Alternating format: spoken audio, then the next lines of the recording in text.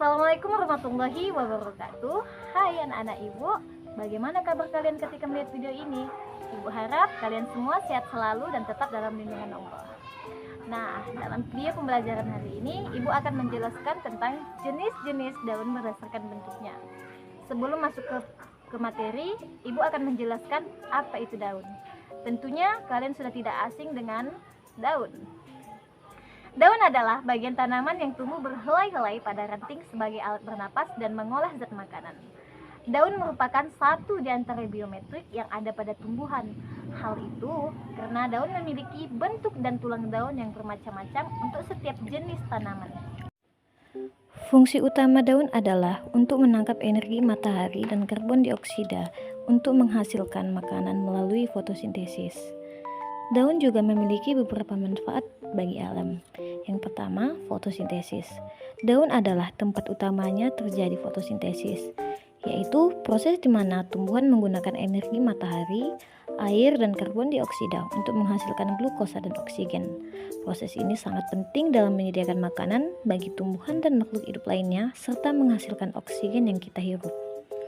Manfaat lainnya sebagai penyediaan makanan dan habitat. Daun menyediakan makanan bagi tumbuhan itu sendiri dan juga sebagai sumber makanan. Manfaat lain yaitu sebagai pengaturan suhu dan kelembapan, pengendalian erosi. Selain itu, sebagai peningkatan kesuburan tanah.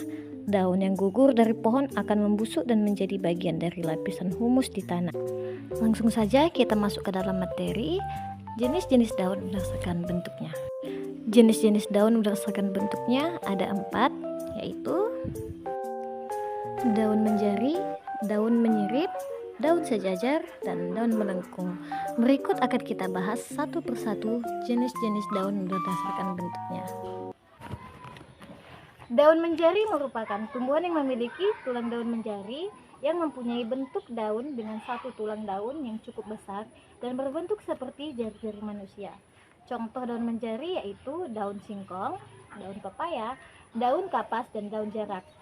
Contoh daun menjari yaitu daun pepaya, karena bentuk-bentuknya seperti jari, bisa kita lihat di lingkungan sekitar kita. Ataupun yang lebih dominan pada lingkungan kita yaitu daun singkong. Ini adalah contoh gambar daun menjari, yaitu daun singkong. Tentu kalian sudah tidak asing kan dengan gambar ini? Ya, gambar ini biasa disebut di tempat ibu adalah daun ubi, yang biasanya orang-orang tua kita memasaknya dan menjadikannya sebagai sayur. Contoh lain dari daun menjari yaitu daun jarak. Yang kedua, daun menyirip. Sesuai namanya, daun menyirip memiliki tulang daun yang menyirip menyerupai sirip ikan. Daun menyirip memiliki susunan tulang daun yang tersusun rapi, mulai tangkai hingga ujung dari helai daun. Contoh daun menyirip yaitu daun mangga. Daun mangga kerap sekali kita jumpai pada lingkungan rumah, sekolah, dan tempat lainnya.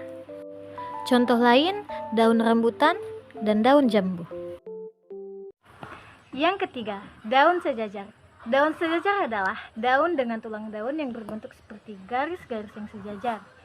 Tiap-tiap ujung tulang pada daun sejajar akan menyatu. Pada umumnya, terdapat satu tulang daun besar yang membujur di tengah, sedangkan tulang-tulang lain lebih kecil dan semuanya mempunyai arah yang sejajar dengan tulang utama.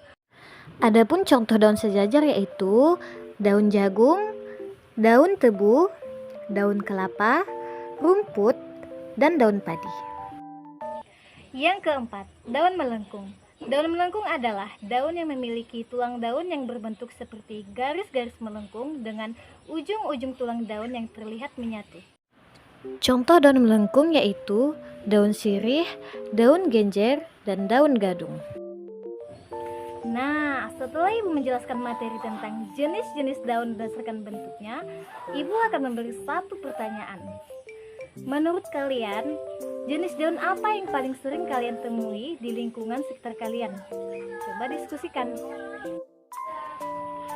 Jadi, semua tumbuhan dengan berbagai jenis daun yang berbeda tetap memiliki kebutuhan yang sama, yaitu sama-sama membutuhkan air dan matahari. Semoga pembelajaran ini dapat bermanfaat untuk kita semua dan anak ibu dapat mengingatnya dengan baik. Wassalamualaikum warahmatullahi wabarakatuh. Sampai jumpa kembali.